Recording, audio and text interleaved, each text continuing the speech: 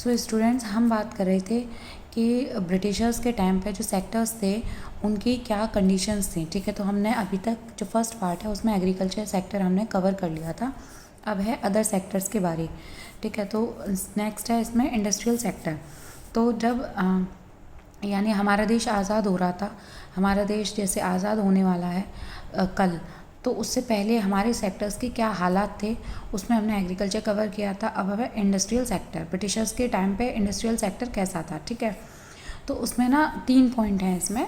ये बहुत important term है, एक तो 2 फोल्ड स्ट्रेटजी और एक डी इंडस्ट्रियलाइजेशन। तो पहला है टॉपिक डी इंडस्ट्रियलाइजेशन क्या होता है। तो डी इंडस्ट्रियलाइजेशन को समझने के लिए हमें सबसे पहले ये समझना होगा कि इंडस्ट्रियलाइजेशन यानी जो इंडस्ट्री का काम होता है। ठीक, डी का मतलब आप कभी भी देखें, डी अगर किसी वर्ड के सामने लगा है तो जैसे प्रमोशन होता है, ठीक, तो वो ऊपर की साइड होता है। ठीक है, अपवर्ड अगर हम डायरेक्शन की बात करें तो प्रमोशन हो जाएगा, डाउनवर्ड डायरेक्शन की बात करें तो डी। तो जैसे कोई काम करता है कंपनी है तो उसमें प्रमोशन होता है, वैसे ही डिमोशन हो जाता है। अगर आप कोई गड़बड़ काम कर देते हैं, आप बहुत अच्छे से काम नहीं कर रहे हैं, तो आपको एक नीचे जो पोस्ट है उस पर भेज दिया जाता है। तो डी इंडस्ट्रियलाइजेशन था क्या ब्रिटिशर्स के टाइम पे। अब देखिए कि ये है इंडिया, ठीक, ये है ब्रिटेन, ठीक है। तो अब ब्रिटेन जो थे वो ब्रिटिशर्स कहाँ आए थे, इंडिया में। इंडिया में काफ़ी टाइम हो गया था, तो उन्हें पता था यहाँ रॉ मटेरियल बहुत अच्छा है और ह्यूमन रिसोर्सेज यहाँ पे ईजिली अवेलेबल हो जाता है। लोग यहाँ पैसे वाले इतने हैं नहीं है, ठीक है, गरीब हैं, पॉवर्टी है, इलिटरेट ज़्यादा से ज़्यादा हैं, ठीक, और मतलब हेल्थ भी उनकी इतनी अच्छी है नहीं है, तो अवेयरनेस भी उनकी कम है। तो इन्होंने नेचुरल और ह्यूमन रिसोर्सेज का तो शोषण किया ही था। तो ये क्या करते थे हमारे इंडिया को, मैंने आपको पहला पॉइंट बताया था कि इंडिया हमारी कैसी थी, फीडर इकोनॉमी थी, है ना, कि खिलाने वाली इकोनॉमी थी। और खा कौन रहा था, ठीक है, खा कौन रहा था, ब्रिटेन, ठीक। तो इंडिया क्या थी, फीडर इकोनॉमी थी, लेकिन खाने वाला कौन था, ब्रिटेन, ठीक है। तो ये क्या करते थे, इंडिया से जो रॉ मटेरियल होता था, इंडिया से जो रॉ मटेरियल होता था यानी जो कच्चा माल होता था उसको लेकर जाते थे कहाँ पे, अपने यहाँ, ठीक है, raw material at cheap rate, सस्ते दामों में ये रॉ मटेरियल लेके जाते थे। अब कोई चीज़ आप यहाँ मान के चलिए कि कोई चीज़ है 10 रुपये की उसकी लागत है यानी कॉस्ट है, ठीक। कोई चीज़ मैंने मान लो पेन बनाया, ठीक, तो वो 10 रुपये का बना, ठीक है। अगर मैं इसमें टैक्स इन्वॉल्व करूँगी, कुछ भी टैक्स इसमें ऐड करूँगी, तो ऑब्वियसली बात है कि 10 से ये 12 ही होगा, 13 ही होगा, यानी मोर देन 10 तो होगा ही होगा। यानी टैक्स अगर इंक्लूड होगा किसी चीज़ में तो वो चीज़ महंगी हो जाएगी, ठीक है। तो ये लोग क्या करते थे, ब्रिटिशर्स क्या करते थे कि जो रॉ मटेरियल है वो हमें ताकि हम सस्ते दामों में ख़रीद सकें, ताकि हम सस्ते दामों में ख़रीद सकें, तो इसको ये लोग क्या करते थे, टैक्स फ्री रखते थे। क्योंकि अगर टैक्स इन लोगों ने लगा दिया तो इनको महंगा पड़ेगा, इनकी जेब से ज़्यादा पैसे जाएंगे। तो ये लोग क्या करते थे, रॉ मटेरियल सस्ते दामों में ख़रीदते थे और उसको कैसा रखते थे, टैक्स फ्री, ठीक। अब इसमें दूसरी चीज़ क्या थी कि मान लो एक पर्सन है, वो कोई भी मान लो जैसे मान लो गमला बनाता है, वेस्ट बनाता है वो, ठीक है, तो वो पूरे दिन में एक बना रहा है, एक यूनिट बना रहा है और उसने भाई हाथों से बनाया है, हैंडीक्राफ्ट इंडस्ट्रीज़ इसमें आएगी। इसलिए मैंने बताया आपको कि एक यूनिट जो है वो हाथों से बनाता है, तो वो बनाता है 100 रुपये के खर्च पे, ठीक, 100 रुपये के खर्च पे, तो ज़्यादा से ज़्यादा वो बेच देगा उसे 120 में, ठीक। तो यानी उसने कुछ वैल्यू इंक्रीमेंट की 120 की, और ये 100 रुपये वैल्यू इसकी क्यों है, क्योंकि उसने बहुत ज़्यादा टाइम दिया है इस यूनिट को बनाने में, ठीक, उसने बहुत मेहनत की है। लेकिन ये रॉ मटेरियल ख़रीद के ले जा रहे थे ब्रिटिशर्स, तो यहाँ का इंसान एक दिन में अगर किसी सामान को एक यूनिट में बना रहा है, एक यूनिट बना रहा है किसी सामान की, तो ब्रिटिशर्स के यहाँ क्या थी, मशीन्स थी, इनके यहाँ तो टेक्नोलॉजी अच्छी खासी थी पहले भी, तो मशीन्स थी। तो एक दिन में वो कितनी बना रही है, मशीन जो है वो सेम यूनिट जो वो यहाँ बना रहा है गमला, वही वो एक दिन में कितनी बना रही है, मान लो 10 यूनिट बना रही है, ठीक। तो एक तरफ तो ये नॉर्मल सी चीज़ हम क्या करते हैं कि जब हम इंडिविजुअल अकेला सामान लेते हैं तो हमें महंगा पड़ता है, लेकिन जब हम बल्क में लेते हैं तो चीज़ें हमें सस्ती पड़ती हैं। तो एक तो ये था कि 10 यूनिट बना रहे थे तो थोड़ा सस्ता पड़ जाएगा, ठीक। लेकिन दूसरा क्या था कि अगर मान लो 10 यूनिट है, ठीक है, अब 10 यूनिट ये यहाँ पे बेच रहा है एक यूनिट 100 रुपये की, लेकिन ये 10 यूनिट अब इन्होंने बल्क में बनाई, तो इन्हें बेचना कहाँ है, इंडिया में, क्योंकि इंडिया में कस्टमर है, इंडिया में पैसे है, तो ये कस्टमर इंडिया में। तो अब इंडिया वाले क्या करेंगे, ये तो 100 रुपये का ना खरीद के क्या करेंगे, अगर ब्रिटिशर्स ने 10 यूनिट यानी एक यूनिट अगर 80 रुपये की कर दी, क्योंकि ब्रिटिशर्स को तो यही चाहिए था कि हमारी इकोनॉमिक डेवलपमेंट हो चाहे कैसे भी, तो ये क्या करते थे, उसी सेम गमले को 100 रुपये में ना बेच के 80 रुपये में बेचते थे, कम रुपये में बेचते थे। तो ये भाई हैंडीक्राफ्ट इंडस्ट्रीज़ कर रही थी 100 रुपये में, लेकिन ये मशीन्स का काम था कि जिससे वैल्यू जो है उसी सेम प्रोडक्ट की 80 रुपये हो गई।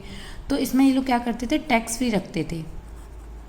अब ये भले ही चीज़ बेच रहे हैं यहाँ पे, लेकिन मान लो इन्हें बेचना है 80, अगर इन्होंने थोड़ा सा भी टैक्स इसमें बढ़ा दिया, तो यानी मान लो 10 बढ़ा दिया, 20 बढ़ा दिया, तो वैल्यू लगभग इसके बराबर ही आ जाएगी। तो इन्हें फिर तो लोग इनका थोड़ी नहीं, फिर तो इन्हीं का खरीदेंगे भाई, जो ज़्यादा अच्छा है, ओरिजिनल है, उसको खरीदेंगे, फिर इसको क्यों खरीदें। तो इनका मोटो ये रहता था कि हैंडीक्राफ्ट इंडस्ट्रीज़ जो है वो एक यूनिट को जितने में बेच रही हैं उससे हमें कम दाम पे बेचना है, और कम दाम किससे होगा, जो टैक्स फ्री होगा।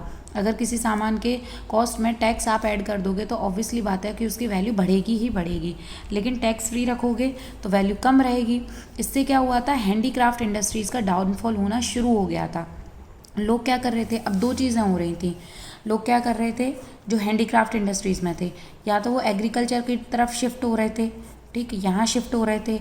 दूसरा वो क्या कर रहे थे, ब्रिटिशर से जो नई टेक्नोलॉजी है या मशीन्स हैं वो लेकर आ रहे थे, इंपोर्ट कर रहे थे, ठीक है, बहुत ज़्यादा महंगी नहीं, जो लाइट वेट मशीन्स थी उनको मंगा के वो अपना चला रहे थे, ठीक है, या जो एग्रीकल्चर की तरफ बढ़ रहे थे, दो ही ऑप्शन थे। तो इसी को हम क्या बोलते हैं, डी इंडस्ट्रियलाइजेशन, डिमोशन हो गया था किसका, इंडिया की इंडस्ट्रीज़ का। और इंडिया में कौन सी इंडस्ट्री ज़्यादा चल रही थी उस टाइम पे, हैंडीक्राफ्ट इंडस्ट्रीज, तो उसका डिमोशन हो गया था, ठीक है, जिसे हम डिमोशन ना बोल के व्यक्ति के तौर पे बात आती है तो डिमोशन बोलते हैं, लेकिन इंडस्ट्री जब डाउनफॉल फेज में जाती है तो उसे डी इंडस्ट्रियलाइजेशन बोलते हैं, ठीक है। तो अब आप कहेंगे कि मैम इन्होंने टैक्स फ्री यहाँ पे भी कर रखा था, टैक्स फ्री यहाँ पे भी कर रखा था, तो इन्होंने टैक्स लगाया कहाँ था, तो इन्होंने टैक्स लगाया था बेटा हैंडीक्राफ्ट इंडस्ट्रीज़ पे। इस 100 रुपये की ऑलरेडी वैल्यू हाई थी, तो इन्होंने टैक्स लगा दिया मान लो 20 रुपये का, तो इसकी वैल्यू और हाई कर दी थी कि ताकि गैप जितना ज़्यादा रहेगा उतना ही लोग हमारा सामान को खरीदेंगे as compare to the handicraft products, ठीक है। तो इन्होंने टैक्स कहाँ लगाया था, हैंडीक्राफ्ट प्रोडक्ट पे। इन्होंने जब ये बेचा इंडिया को तो टैक्स फ्री रखा अपने प्रोडक्ट को, और यहाँ से रॉ मटेरियल लेके गए उसको भी चीप रेट इन्होंने उस पर सस्ते दामों पे ख़रीदा और टैक्स फ्री उसको रखा। इसी को हम बोलते हैं, ये पूरा आपको जो मैंने बताया है प्रोसेस, इसी को बोलते हैं हम डी इंडस्ट्रियलाइजेशन। तो यहाँ पे क्या है, डी इंडस्ट्रियलाइजेशन में decline of handicrafts due to British policies, ठीक है। और क्योंकि इन्होंने, मैंने पहले ही बताया कि जो पॉलिसीज़ थी वो कैसी हो रही थी, इनके सेल्फ इंटरेस्ट में थी, इनके ही फेवर में थी सारी जितनी भी पॉलिसीज़ थी। तो डिस्क्रिमिनेटरी टैरिफ पॉलिसी, ये डी इंडस्ट्रियलाइजेशन का मैंने आपको जो भी बताया था इसके अंदर ही थी, डिस्क्रिमिनेटरी टैरिफ पॉलिसी, ठीक है। इस तरह से इन लोगों ने डी इंडस्ट्रियलाइजेशन का जो पूरा स्ट्रेटजी थी वो बनाई थी, और उसके अंदर जो कौन सी एक सब हेडिंग है वो है डिस्क्रिमिनेटरी टैरिफ पॉलिसी। तो ये जो मैंने आपको बताई है अभी ये वाली, इसी को हम क्या बोलते हैं, डिस्क्रिमिनेटरी टैरिफ पॉलिसी। ये किसके अंदर आता है, डी इंडस्ट्रियलाइजेशन के अंदर। तो यहाँ पे मैंने लिखा है purchase raw material at low price and sell in India at low price, same है, दोनों को ही टैक्स फ्री रखा है, लो प्राइस पे बेचना भी है और रॉ मटेरियल को लो प्राइस पे ख़रीदना भी है। लेकिन हाई प्राइस वो किसका रखते थे, हैंडीक्राफ्ट का, ठीक है। तो ये दोनों चीज़ थी, हाई लेवल ऑफ अनएम्प्लॉयमेंट होने लगा था और फिनिश्ड गुड्स जो हैं वो इम्पोर्ट कर रहे थे, ठीक है। अब क्या है, सेकंड पॉइंट क्या है, इंडस्ट्रियल सेक्टर में India became exporter of raw material, ये हमने बात कर ली है कि रॉ मटेरियल वो सेल कर रहा था, ठीक है, और फिनिश्ड गुड्स का क्या हो गया था, वो इम्पोर्टर। भाई ब्रिटिशर्स ही तो फिनिश्ड गुड्स बेच रहे थे ना, तो उनका क्या हो गया था, इम्पोर्टर हो गया था, और एक्सपोर्टर किसका हो गया था, रॉ मटेरियल का, ठीक। जब हम इस पूरी प्रोसेस को अगर एक बहुत ही शॉर्ट फॉर्म में अगर हम बात करें कि एक तरफ से इंडिया जो है वो सप्लायर था रॉ मटेरियल का, ठीक, और एक तरफ वो कंज्यूमर भी था जो फिनिश्ड गुड्स हैं उसका, ठीक है, दोनों ही तरफ से पैसा किसकी जेब में जा रहा था, ब्रिटिशर्स की में, ठीक है। इसीलिए इसको हम क्या बोलते हैं, टू फोल्ड स्ट्रैटेजी भी बोल देते हैं, ठीक है, कि रॉ मटेरियल का एक्सपोर्टर भी है, फिनिश्ड गुड्स का इम्पोर्टर भी है। ये भी चीप रेट पे है, ये दोनों ही किस पे हैं, चीप रेट पे हैं, सस्ते दामों पर हैं। ठीक। अब इससे क्या हुआ था, limited role of public sector like railways, power generation. इसकी वजह टू फोल्ड स्ट्रेटजी, क्योंकि सब ब्रिटिशर्स के हाथ में थी, तो पब्लिक सेक्टर यानी जो गवर्नमेंट थी, थोड़ी बहुत जो नेता वगैरह थे उनके हाथ में, यानी पब्लिक सेक्टर के हाथ में बहुत ही कम रोल रह गया था, सीमित दायरे में वो काम कर पाते थे, जैसे कि रेलवेज़ के अंडर है ना, पावर जनरेशन के अंदर जो मेन वैसे काम होते थे। ठीक है, जहाँ पैसे वाले का काम है ज़्यादातर है वहाँ पे ब्रिटिशर्स होंगे, जो नॉर्मली मैनेजमेंट का है वहाँ पे पब्लिक सेक्टर लिमिटेड थी। ठीक है, अब यहाँ पे क्या है, लिमिटेड इंडस्ट्रीज। थर्ड पॉइंट क्या है, इंडस्ट्रियल सेक्टर में लिमिटेड इंडस्ट्रीज़ थी। अब लिमिटेड इंडस्ट्रीज़ क्यों थी, कॉटन, टेक्सटाइल, जूट की। तो मैंने जैसे अभी आपको बताया कि जो इंडस्ट्रीज़ थी वो हमारी ठप पड़ने लगी थी, किसकी, लेकिन हैंडीक्राफ्ट इंडस्ट्रीज़ की। जो हैंडीक्राफ्ट इंडस्ट्रीज़ थी, हैंडीक्राफ्ट इंडस्ट्रीज़ थी वो तो डाउनफॉल हो गया था, लेकिन इंडस्ट्रीज़ बढ़ कौन सी रही थी, वो बढ़ रही थी कॉटन, टेक्सटाइल, जूट। इनको हम क्या बोलते हैं, कैश क्रॉप्स। ठीक, दो तरह की क्रॉप होती हैं, एक होती है फूड क्रॉप, ठीक, ये मैंने शायद बता भी दिया है आपको, और एक होती है कैश क्रॉप। दोबारा से मैं रिकॉल करवा देती हूँ। फूड क्रॉप होती है जिसमें जिसने भी मतलब प्रोडक्शन किया है उसका भी पेट भर जाएगा और वो थोड़ा बहुत बेच भी पाएगा। ठीक है, लेकिन कैश क्रॉप कैसी होती हैं, जिनका प्रोडक्शन ही सिर्फ मार्केट के कमर्शलाइजेशन के लिए होता है, मार्केट में बेचने के लिए होता है। अब जूट है, जूट कोई बहुत ज़्यादा कोई घर में क्यों ही रखेगा, टेक्सटाइल है, कपड़ा वो क्यों ही रखेगा, उसका अगर प्रोडक्शन करना है तो ऑब्वियसली बात है वो बेचेगा। कॉटन है, घर में रख के कोई इंसान क्या ही करेगा। तो ये सब क्या है, कैश क्रॉप है। फूड क्रॉप मैंने बता दी है कि घर में जैसे मान लो गेहूँ होते हैं, ये फूड क्रॉप है, बेचा भी जा रहा है और घर में भी लोग अपना रख लेते हैं, लेकिन ये घर में नहीं रखे जाते, इनको बेच दिया जाता है। ठीक है, तो इसीलिए इनको कैश क्रॉप बोलते हैं। तो इनकी इंडस्ट्रीज़ जो थी उस पर तो ब्रिटिशर्स काम कर रहे थे, उन्हें लगा भी रहे थे। ठीक है, जैसे बंगाल में हैंडीक्राफ्ट इंडस्ट्रीज़ के लिए वो जूट है, जैसे बांग्लादेश आप लोग जानते हो उधर का एरिया जूट के लिए काफ़ी पॉपुलर है हैंडीक्राफ्ट इंडस्ट्रीज़ में। तो जूट वहाँ पे प्रोडक्शन ज़्यादा हो रहा था। मुंबई में तो इन्होंने अपनी कोई इंडस्ट्री लगा दी थी, सूरत में तो इन्होंने लगा दी थी, क्योंकि सूरत में शायद कॉटन या टेक्सटाइल, आप लोग चेक कर लीजिएगा, कॉटन या टेक्सटाइल ज़्यादा बनता है। ठीक है, तो सूरत गुजरात के ही पास है, मतलब गुजरात में ही है। तो इस तरह से क्या है, वहाँ पे इन्होंने कॉटन या टेक्सटाइल की इंडस्ट्री, तो जहाँ पे भी इनका सेल्फ इंटरेस्ट था, जहाँ से भी इन्हें बहुत ज़्यादा मेहनत नहीं करनी पड़े और इनकी जेबें भरती रहें, इन्होंने उसी एरिया में काम किया था। ठीक है, तो थर्ड पॉइंट यही है कि इंडस्ट्रीज़ कैसी हो गई थी, लिमिटेड हो गई थी। किससे रिलेटेड थी, कॉटन से, टेक्सटाइल से, जूट से। ठीक, lack of capital goods industries in India, मतलब ऑब्वियसली बात है हैंडीक्राफ्ट इंडस्ट्रीज़ तो ठप हो रही हैं। तो जो मैंने बताया ना आपको कि जो लोग थे कम हैंडीक्राफ्ट इंडस्ट्रीज़ के, उनके पास दो ऑप्शन था, या तो वो एग्रीकल्चर सेक्टर में शिफ्ट हो जाएं, और दूसरा क्या ऑप्शन था उनके पास कि वो बाहर से मशीन जो है वो नॉर्मली परचेज़ करें, लाइट मशीन्स जो है वो परचेज़ करें। तो किससे ख़रीद रहे थे वो, ब्रिटिशर से। तो उनकी डिपेंडेंसी जो है वो बढ़ती जा रही थी, इंडियन की जो इंडिया के लोग थे इंडस्ट्रीज़ वाले, उनकी डिपेंडेंसी बढ़ती जा रही थी कैपिटल गुड्स में। कैपिटल गुड्स यानी जो गुड्स हम बार बार नहीं खरीदते हैं, जैसे कि मशीन है। ठीक है, इस तरह से। तो ये इंडस्ट्रियल सेक्टर की हालात थी, कंडीशन थी। अब मेजर ब्रेक थ्रो क्या आया था, मेजर ब्रेक थ्रो आया था टिस्को के ओपनिंग के बाद। Tata iron and steel company, ये कब बनी थी, 1907 में। ठीक है, तो 1947 में हमारा देश आज़ाद हुआ है, तो 1907 में ही एक तरह से क्या है कि आप सीधे सीधे सीधे सीधे चलते जा रहे हो और बीच में से कोई उस लाइन को कट कर देता है। ठीक है, तो उसी को हम बोलते हैं मेजर ब्रेक थ्रो। जो हुआ था वो किससे हुआ था, जेआरडी टाटा से। आप लोग पढ़ लीजिएगा कैसे ओपन हुई थी, और इन्होंने ब्रिटिशर्स के टाइम पे जो इकोनॉमी हमारी भारत की जैसे थी उस पर क्या प्रभाव डाला था, आप लोग पढ़ लीजिएगा। ठीक है, तो मेजर ब्रेक थ्रो था टिस्को, ये आप लोग एग्जाम्पल में अपना देख सकते हो। ठीक है, फिर आता है फॉरेन ट्रेड। तो हमने इंडस्ट्रियल की बात कर ली, एग्रीकल्चर की बात कर ली, तीसरा सेक्टर है फॉरेन ट्रेड। ठीक है, तो फॉरेन ट्रेड में भी 3 पॉइंट्स हैं। पहला है मोनोपोली कंट्रोल बाय ब्रिटिशर्स। देखो फॉरेन है यानी आप सोचिए कि मुझे विदेशों से काम करवाना है। ठीक है, मुझे बाहर कहीं काम करने जाना है, तो इंडिया को तो भेजा नहीं जाएगा। ठीक है, तो जो भी बाहर से लेन देना होता था, जो भी बाहर मान लो कंट्रीज है, जूट ऐसा नहीं है सिर्फ ब्रिटिशर्स को ही बेचा जाता है, कुछ एरियाज़, कुछ और एरियाज़ होंगे जहाँ पे बेचा जाता होगा।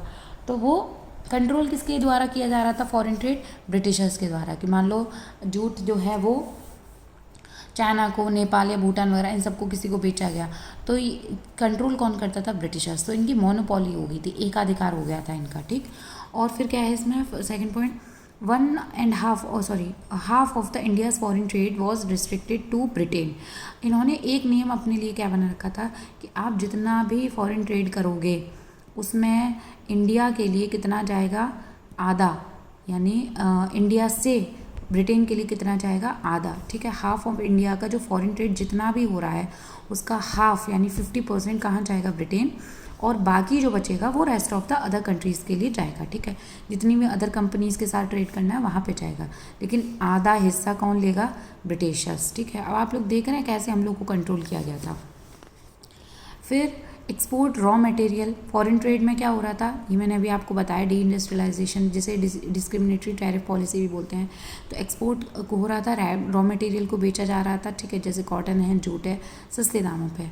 और इम्पोर्ट कौन कर रहा था, फिनिश्ड गुड्स को हम इम्पोर्ट कर रहे थे, जो लाइट मशीन्स वगैरह हैं। तो दोनों ही तरफ से जेब है उन्हीं की भरी जा रही थी, ठीक है। अब इसका रिजल्ट क्या निकला था, रिजल्ट था ड्रेन ऑफ वेल्थ थ्योरी, ठीक है। ये किसने दी थी, दादा भाई नेहरू जी ने। ड्रेन का मतलब होता है कि सीधा सीधा कोई पैटर्न है, उसमें से कुछ चीज़ लीक हो रही है, ठीक है, जिसका अभी हमें पता भी नहीं है, ठीक है। वो चीज़ चूसी जा रही है, एक तरह से ड्रेन की जा रही है, निकाली जा रही है जानबूझ के, चोरी की तरह से, ठीक है। तो मैं थोड़ा सा बताऊंगी दादा भाई नेहरू जी के बारे में, ठीक है। इतना बड़ी इन्होंने थ्योरी दी है और पूरे देश में, इवन बाहर भी लोग जानते हैं कि drain of wealth theory connected है दादा भाई नेहरू जी से। तो आप लोग को पता भी होना चाहिए कौन थे दादा भाई नेहरू जी। दादा भाई नेहरू जी का मैंने थोड़ा सा यहाँ पे ऐड किया है बायो। 1825 से 1917 है। ये लीडर रहे थे, एजुकेटर भी रहे थे, इकोनॉमिस्ट भी रहे थे, और इन्होंने एक्सपोज किया था जो इकोनॉमिक का, हमारे अर्थव्यवस्था का जो शोषण किया जा रहा था, ठीक है, इंडिया का, उसको इन्होंने पता लगाया था, ठीक है। मैंने जैसे आपको बताया था ना स्टार्टिंग में, अगर आप लोग देखोगे कि डेटा अवेलेबल नहीं था, तो डेटा अवेलेबल नहीं था, इसकी वजह से हमें दिक्कत हो रही थी कि मान लीजिए कोई रिश्तेदार आपके यहाँ आया है, काफ़ी टाइम हो गया उसको, और आप अपने मतलब उस पर खर्चा किए जा रहे हो, आपने एक बार भी अपना बजट जो है, अपना इकोनॉमिक जो फाइनेंशियल कंडीशन है वो चेक नहीं की है, ठीक है। तो फिर बाद में आपको पता चलता है कि अरे यार बहुत ज़्यादा खर्चा हो गया है ना। तो यही क्या है कि आपको पता ही नहीं था, आप बस किए जा रहे थे, ठीक है। तो ऐसे ही लोगों को जगाया था किसने, दादा भाई नेहरू जी ने, कि कर क्या रहे हो तुम, तो इतना सब कुछ चल रहा है, ट्रेड वगैरह चल रहा है, पता तो करो ये हो क्या रहा है। तो उन्होंने ही ड्रेन ऑफ वेल्थ जो थ्योरी है वो दी थी। जब जाके इंडिया थोड़ा सचेत हुआ था, कॉन्शियस हुआ था कि अच्छा ये सारी चीज़ें हमारे साथ एक तरह से पूरा स्ट्रेटेजिकली हमें फंसाया गया है, ठीक है। एक्सपोज था इकोनॉमिक एक्सप्लोइटेशन इंडिया का जो हो रहा था उसको उन्होंने एक्सपोज किया, इसीलिए हम इन्हें the grand old man of India भी बोलते हैं, ठीक है। और इनका क्या, इनके साथ क्या है, he was the first Asian elected to the British parliament. जो ब्रिटिश पार्लियामेंट था वहाँ पे सबसे पहले एशियन थे जो सिलेक्ट किए गए थे कि वहाँ आप बैठ सकते हो। And the founder of INC, जो इंडियन नेशनल कांग्रेस है, उसके भी ये एक फाउंडर रहे हैं, ठीक है। तो ये दादा भाई नेहरू जी के बारे में था। अब देखते हैं ड्रेन ऑफ वेल्थ थ्योरी कहती क्या है। तो it refers to the systematic transfer of resources, revenue and capital from colonial India. कि कॉलोनियल, मैंने आपको स्टार्टिंग में 2 पॉइंट बताए थे कि जब भी कॉलोनाइजेशन की बात हो तो आप तुरंत 2 चीज़ें आप याद रखेंगे।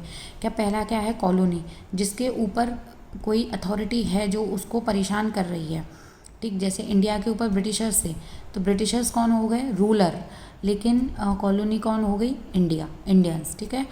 तो सिस्टमेटिक ट्रांसफ़र हो रहा था रिसोर्सेज का, रेवेन्यू का, कैपिटल का, कहाँ से, कॉलोनियल इंडिया से, ठीक है। यानी जिस इंडिया के ऊपर उन्होंने कब्ज़ा कर रखा था वहाँ से ये सारी चीज़ें ट्रांसफ़र की जा रही थी सिस्टमेटिक वे में। कहाँ ट्रांसफ़र की जा रही थी, ब्रिटेन में, without equivalent economic return. Equivalent economic return का मतलब क्या हो रहा है कि आपने 10 रुपये की चीज़ दी है लेकिन बदले में आपने 5 रुपये की चीज़ ले ली है, ठीक है। तो इक्वल नहीं है ना वैल्यू, आपने 10 रुपये दिए, उसके बदले में आपको जैसे हम चिप्स खरीदते हैं ना, लेज़ वगैरह के पैकेट जो होते हैं, तो 10 रुपये का होता है, लेकिन उसमें क्या है, हवा निकलती है ज़्यादा से ज़्यादा, है ना। तो ये एक एग्जांपल है कि आपको आप जितना भी यहाँ से ये लोग लेकर जा रहे थे उतने में वो वैल्यू नहीं दे रहे थे, ठीक है, उतना इक्विवेलेंट रिटर्न वो हमें नहीं दे रहे थे, ठीक है। तो ये है।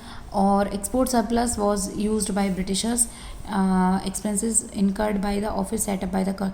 अब ये जितना भी ड्रेन ऑफ वेल्थ कर रहे थे ब्रिटिशर्स, पैसा तो लेकर जा रहे थे भारत से, लेकिन ये कर क्या रहे थे, तो जो एक्सपोर्ट सरप्लस होता था ये ब्रिटिशर्स किस रूप में यूज़ करते थे वो लिखे हुए हैं मैंने। पहला है expenses incurred by an office set up by the colonial government in Britain. ठीक है, कि मान लो ब्रिटेन में कोई भी कॉलोनियल गवर्नमेंट अपना कोई ऑफिस सेट करती है तो वो खर्चा कहाँ से आएगा, इंडियन इकोनॉमी से, वहाँ वो लोग खर्च करते थे उस पैसे का। दूसरा क्या है, भाई मुझे अगर ऑफिस वगैरह बनवाने हैं, इंफ्रास्ट्रक्चर डेवलप करना है तो मैं दूसरे का पैसा यूज़ कर रही हूँ। ठीक है, ये देखो आप। फिर है meet expenses on war fought by British government. देखो ब्रिटेन जो है वो दोनों ही वर्ल्ड वॉर फर्स्ट और सेकंड का पार्ट रहा था। ठीक है, तो जो उनकी लड़ाइयाँ हो रही थी, लड़ाई कर रहे थे, वो एक्सपेंसेस भी मीट किए जाते थे इंडिया के जो वेल्थ थी वो जो लेकर जाते थे उससे। ठीक है, ये कौन करता था, ब्रिटिश गवर्नमेंट। ठीक है, दूसरा क्या है, to import invisible items. Invisible items का मतलब क्या होता है, सर्विसेज, सैलरीज, पेंशंस, इंटरेस्ट, ये सब क्या है, इनविजिबल आइटम्स हैं। तो इनको परचेज भी करते थे ना, तो भी ब्रिटिशर्स क्या किसका यूज़ करते थे, इंडियन का जो मनी होता था वहाँ से जितना भी रेवेन्यू हो रहा है इंडिया से उसका खर्चा करते थे अपने इनविजिबल आइटम्स को इम्पोर्ट यानी परचेज करने के लिए। ठीक है, तो ये था इंडस्ट्रियल सेक्टर। अब इंडस्ट्रियल सेक्टर में एक लास्ट जो पॉइंट है वो है स्विस कैनाल का। तो आप लोग यहाँ देख रहे होंगे ये अफ्रीका कॉन्टिनेंट है, ये जस्ट इसके ऊपर यूरोप है, ये एशिया है। ठीक है, तो अब आप सोचेंगे एशिया से अगर मुझे यूरोप जाना है तो एक वे यही है, यहाँ पे कितनी डिस्टेंस पड़ रही है, 1200-300 मील है। ठीक है, तो ये बहुत ज़्यादा दूर पड़ रहा है, सामान भी ख़राब हो जाता होगा बिल्कुल। तो अब इन लोगों ने स्विस कैनाल का जो है वो ठीक से कंस्ट्रक्शन करवाया कि यहाँ से शॉर्टकट पड़ेगा। तो इन्होंने कितनी अपनी दूरी कम कर ली थी, ये अब आ गए थे 7200 पे, 7200 पे, कहाँ 1200-300, कहाँ 7200। ठीक है, तो इन्होंने स्विस कैनाल का डेवलप किया गया था, आप लोग आज भी जानते होंगे। तो यहाँ पे मैंने लिख दिया है, इन 1869 the Suez Canal was opened, greatly reducing the distance between Britain and India by some 5100 मील। कितनी दूरी कम हुई थी, 5100 मील की दूरी कम हुई थी।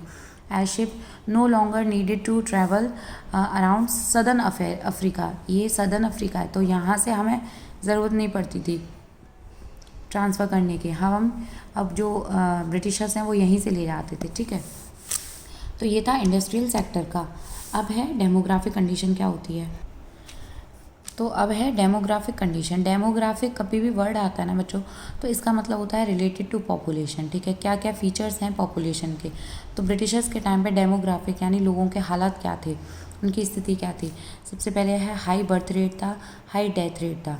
आज लोग अवेयर हैं कि बच्चा करना है या नहीं, उस टाइम पे कोई अवेयरनेस नहीं थी, तो बर्थ रेट ज़्यादा था। ठीक है, और दूसरा बर्थ रेट ज़्यादा था तो डेथ रेट भी ज़्यादा था। क्यों, क्योंकि कोई भी मेडिकल फैसिलिटी नहीं उपलब्ध थी। ठीक है, तो जिस हिसाब से बर्थ रेट था उसी हिसाब से डेथ रेट भी हाई था। दूसरा क्या है, एक्सट्रीमली लो लिटरेसी रेट। ठीक है, वहीं होंगे ना सबसे ज़्यादा बच्चे या सबसे ज़्यादा मौतें जहाँ पर लोग लिटरेट नहीं होंगे, पढ़े लिखे नहीं होंगे। पढ़े लिखे होते तो डॉक्टर मेडिकल फैसिलिटी होती, लेकिन उस टाइम पे नहीं थी। तो एक्सट्रीमली लो लिटरेसी रेट था। डेमोग्राफी में अगर हम बात करेंगे तो बहुत कम लोग पढ़े लिखे थे, उसमें से भी खासकर वुमेन की जो स्थिति वो थी और ज़्यादा वर्स्ट थी। ठीक है, वो तो बिल्कुल नहीं पढ़ पाती थी। फिर है लो लाइफ एक्सपेक्टेंसी। आज जैसे मान लो इतनी मेडिकल फैसिलिटी हो गई है तो हमें अगर बिल्कुल जैसे मान लो कैंसर भी है तो हम क्या करते हैं कि अपना ट्रीटमेंट वगैरह करवाते हैं, तो हमारी जो लाइफ एक्सपेक्टेंसी है, जो जीने का समय है, जीवन जीने का जो समय है वो बढ़ जाता है। लेकिन उस टाइम पे मेडिकल फैसिलिटी थी नहीं, तो वो कैसी हो गई थी, लाइफ एक्सपेक्टेंसी रेट कम हो गई थी। लोग ज़्यादा से ज़्यादा 32 साल तक जीते थे और उससे ज़्यादा नहीं। ठीक है, फिर है वाइड स्प्रेड पॉवर्टी। तो मैं पॉवर्टी का भी बताई, लिटरेसी रेट का मैंने बताया है। बहुत ज़्यादा गरीबी आ गई थी। ठीक है, बहुत ज़्यादा गरीबी आ गई थी। ठीक, और भाई लो प्रोडक्टिविटी हो रही थी अगर एग्रीकल्चर सेक्टर में, कई सारी चीज़ें थी, लोग शिफ्ट कर रहे थे। ठीक है, बाहर जा रहे थे इस तरह से। तो पॉवर्टी और फेमाइन आ रहा है, अकाल पड़ रहे हैं बार बार।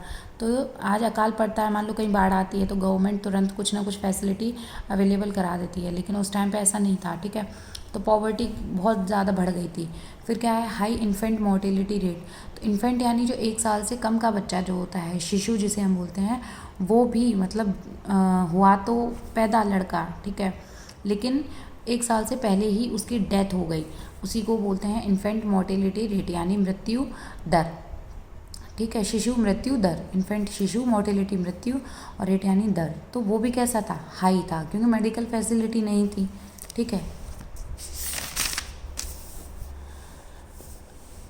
अब है यहाँ पे ये जो मैंने आपको कुछ टर्म्स यहाँ पे बताए थे, बर्थ रेट क्या है, डेथ रेट क्या है, लाइफ एक्सपेक्टेंसी क्या है, इन्फेंट मोर्टेलिटी रेट क्या है, ठीक है, लिटरेसी रेट क्या है, तो यहाँ पे मैंने उसका एक्सप्लेनेशन दे दिया है। बर्थ रेट का मतलब क्या होता है, नंबर ऑफ़ चिल्ड्रन बॉर्न पर 1000 इन अ ईयर, 48 आउट ऑफ 1000।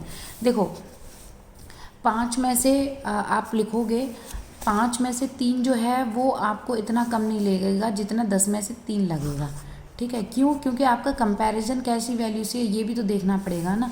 तो इसीलिए नंबर ऑफ़ चिल्ड्रन यहाँ पे हम कैलकुलेट, जब भी बर्थ रेट की बात करेंगे तो हम पर 1000 लगाते हैं कि 1000 के कंपैरिजन में कितने बच्चे जन्म ले रहे थे, ठीक है।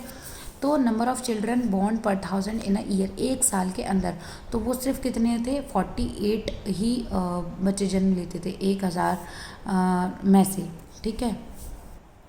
ठीक है, तो 1000 में से ज़्यादा 48 बच्चे जो है वो बर्थ रेट में आते थे, मतलब ज़िंदा इतने ही बचते थे। अब क्या है डेथ रेट। डेथ रेट क्या है, नंबर ऑफ़ पीपल डाइंग पर 1000 पर्सनस इन अ ईयर, कि 1000 लोगों में से एक साल में कितने लोग ख़त्म हुए हैं, तो तकरीबन 1000 में से 40 लोग ख़त्म हो जाते थे। आज ऐसा नहीं, आज मेडिकल फैसिलिटी इतनी एडवांस हो चुकी है कि कोई कैंसर पेशेंट भी होगा या टीबी या जो भी है, कोई भी आप वो ले ले बीमारी, तो वो जो डॉक्टर्स हैं वो इतना रिसर्च कर चुके हैं कि वो उसके जो जीवन जीने का समय है उसको बढ़ा देते हैं, ठीक है। फिर है लिटरेसी रेट, ठीक है, तो ये भी हम 1000 में से, बर्थ रेट डेथ रेट हमेशा 1000 से ही कंपेयर किए जाएंगे। फिर है लिटरेसी रेट। लिटरेसी रेट का मतलब क्या है, refers to total number of literate persons expressed as a percentage of the total population. तो जो टोटल, अब आज के टाइम पे क्या है, लिटरेसी का डेफिनेशन जो अपना नाम लिख ले पढ़ ले, ठीक है। तो यहाँ पे यही है, refers to the total number of literate persons expressed as a percentage of the total population, की पूरी पॉपुलेशन में से कितने लोग पढ़े हुए हैं, ठीक, वही क्या है लिटरेसी रेट। तो ये इसका और ओवरऑल कितना लोग सिर्फ पढ़े लिखे थे, 16%, जिसमें फीमेल की तो न के बराबर साझेदारी थी, 7%। 16 में से भी ओवरऑल 16 था, लेकिन 7% महिलाएं थीं, ठीक है। और इनकी लिटरेसी रेट बहुत ही ज़्यादा कम थी, लोग पढ़ाते ही नहीं थे, ठीक है। आज के टाइम पे भी तो कितनी दिक्कतें आती है जब लड़की पढ़ने के लिए जाती है तो। फिर है टर्म इन्फेंट मोर्टेलिटी रेट, तो मैंने ये बता दिया, शिशु मृत्यु दर बोलते हैं, refers to number of infants dying before reaching 1 year of age per 1000। यहाँ पे भी हम 1000 से ही कंपेयर करेंगे live birth in a year, कि एक साल में 1000 के लोगों के बीच बच्चे कितने जन्मे और कितने ख़त्म हुए, उसको हम बोलते हैं इन्फेंट मोर्टेलिटी रेट। किससे मेज़रमेंट किया गया है, 1000 से, ठीक है, कंपेयर किया गया है। लाइफ एक्सपेक्टेंसी मतलब क्या होता है कि जीवन जीने की आपकी एक तरह से कितनी उम्र है, ठीक, कितना आप जीवन जी सकते हो, वो होता है लाइफ एक्सपेक्टेंसी। जैसे दिल्ली की अगर मैं बात करूं तो 2025 में जो दीपावली के टाइम पे बहुत ज़्यादा AQ बढ़ गया था, 1000 तक पहुंच गया था, तो वहाँ से उस पॉल्यूशन की वजह से लोगों की 15 साल कम हो गई है। यानी लाइफ एक्सपेक्टेंसी, अगर कोई अच्छी जगह रह रहा होगा साफ़ सुथरी में, तो वो अगर 80 जी रहा है तो उसमें कम से कम 60 या 65 पे ही एक वैसा व्यक्ति जो कांटेक्ट में रहता है, ठीक है, बीमारियों के, हेल्थ फैसिलिटी नहीं है, मेडिकल फैसिलिटी नहीं है, तो सिर्फ 32 साल ही लोग ज़्यादा से ज़्यादा जी पाते थे, ठीक है। तो ये है लाइफ एक्सपेक्टेंसी। अब इसके रीज़न क्या थे, ये हो क्यों रहा था, ठीक है, जो मैंने अभी बताया कि डेमोग्राफिक कंडीशन इतनी वर्स्ट क्यों थी। तो पहला पॉइंट है फ्रिक्वेंट फैमाइन आ रहे थे, फैमाइन यानी अकाल, ठीक है, तो बहुत ज़्यादा अकाल पड़ रहे थे, ठीक है, बार बार।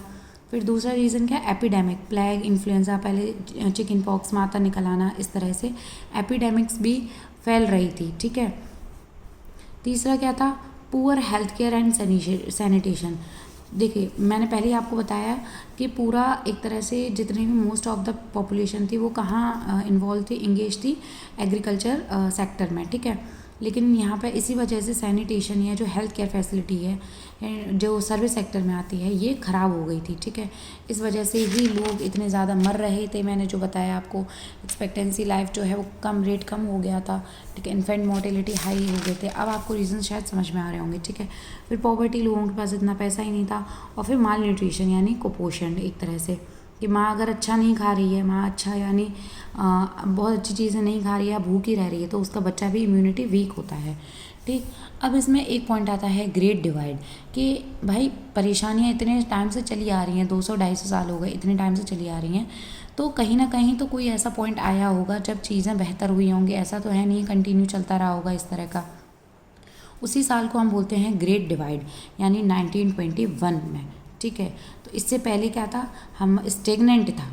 ठीक है, जो हमारी इकोनॉमी थी वो स्टेगनेंट थी, यानी निष्क्रिय थी। ठीक है, एक्टिव नहीं थी वो, कह दिया कर लिया, नहीं कहा तो नहीं किया। ठीक है, लेकिन उसके बाद क्या हो गया, 1921 के बाद मेडिकल फैसिलिटी अच्छी हुई। आप लोग देखिएगा ज़रूर, ग्रेट डिवाइड का मैंने यहाँ पे नोट्स में लिख भी दिया है कि पेस्ट और draw graph of great divide. ठीक है, तो आप लोग देखिएगा ग्रेट डिवाइड का, अगर मैं थोड़ा सा ग्राफ की बात करूँ यहीं पे, तो ग्राफ उनका ऐसे जाता था कि जैसे मान लो ये पॉपुलेशन है इंडिया की, ये ग्रेट डिवाइड का ईयर आ गया 1921, और यहीं से पॉपुलेशन ग्रोथ यूँ हो गई, एकदम पीक पे पहुंच गई। ठीक है, क्योंकि मेडिकल फैसिलिटी है, हेल्थ केयर अच्छी फैसिलिटी मिल रही है, घर पे मैं रह रहे हो आप थोड़े टाइम के लिए, और ट्रांसपोर्टेशन फैसिलिटी थोड़ा ठीक ठाक हो गई थी, तो इसीलिए पॉपुलेशन कैसी ग्रोथ हो गई, एकदम से पीक पकड़ती है। आप लोग चेक कर लीजिएगा। ठीक है, आप चाहें तो अपने नोट्स में खुद से बना भी लीजिएगा। ठीक है, तो इसके बाद क्या हुआ था, 1921 के बाद धीरे धीरे करके हमारी ग्रोथ भी होने लगी थी। ठीक है, अब इम्प्रूवमेंट, ये जो 1921 का ईयर है, इसी को ग्रेट डिवाइड क्यों बोला, क्योंकि इस टाइम पे क्या क्या इंप्रूवमेंट हो रहा था, मेडिकल फैसिलिटी, जैसे मैंने बताया ना, बच्चे पहले ख़त्म हो जाते थे क्योंकि मेडिकल फैसिलिटी नहीं थी, इसीलिए हाई डेथ रेट था, हाई इन्फेंट मोर्टेलिटी रेट जो था वो हाई था। ठीक है, कितने बच्चे बच रहे थे, ज़्यादा से ज़्यादा डेथ रेट कितना हो रहा था, 1000 में से 40 लोग ही बच रहे थे। ठीक है, अब दूसरा इम्प्रूवमेंट क्या हो रहा था, कंट्रोल ओवर एपिडेमिक्स, कि मान लो आपको पता है कि इस सीज़न में बहुत ज़्यादा परेशानी होती है, तो आप पहले से ही कंट्रोल करके चलोगे। ठीक है, तो जो एपिडेमिक्स, अकाल वगैरह पड़ रहे थे, परेशानियाँ आ रही थी, उसको भी कंट्रोल किया गया था 1921 में। और तीसरी चीज़ क्या है कि जो पब्लिक हेल्थ मेजर्स हैं वो अच्छे हो गए थे, बेटर हो गए थे। Health measure, public health measure का मतलब होता है are collective actions taken to improve, protect and sustain population health by preventing disease spread and promoting hygiene, कि हाइजीन को प्रमोट करना और प्रिवेंट करना, बचाना कि कहीं बीमारी फैले नहीं। ये क्या है, पब्लिक हेल्थ मेजर्स हैं। वो कैसे हो रहे थे, इम्प्रूव हो रहे थे, अवेयरनेस फैलाई जा रही थी। ठीक है, यहाँ मैंने लिख भी दिया है कि पब्लिक हेल्थ मेजर्स कौन कौन से हो सकते हैं, जैसे वैक्सीनेशन है तो कोई रुपया नहीं लेती है गवर्नमेंट, कोरोना की वैक्सीन लगी थी तो कोई रुपया वगैरह नहीं लिया गया था। प्रॉपर सैनिटेशन हो, वेस्ट सीवेज डिस्पोजल के लिए डिस्ट्रिन हो, ठीक है, सेफ ड्रिंकिंग वाटर हो, तो ये सारी चीज़ें ठीक हो गई थी। पब्लिक हेल्थ मेजर्स का मतलब होता है आप एक किसी की पर्सन है उसकी हेल्थ को कैसे मेज़र करते हो, इन सारी चीज़ों से। ठीक है, तो ये इस वजह से 1921 को ग्रेट डिवाइड बोला गया, क्योंकि इन तीनों ही चीज़ों पे काम किया गया था। तो आप लोग अपना यहाँ पे चार्ट बना लीजिएगा। अभी के लिए थोड़ा इतना ही, थर्ड पार्ट और है इसका, उसमें ये चैप्टर कंप्लीट हो जाएगा। ठीक है।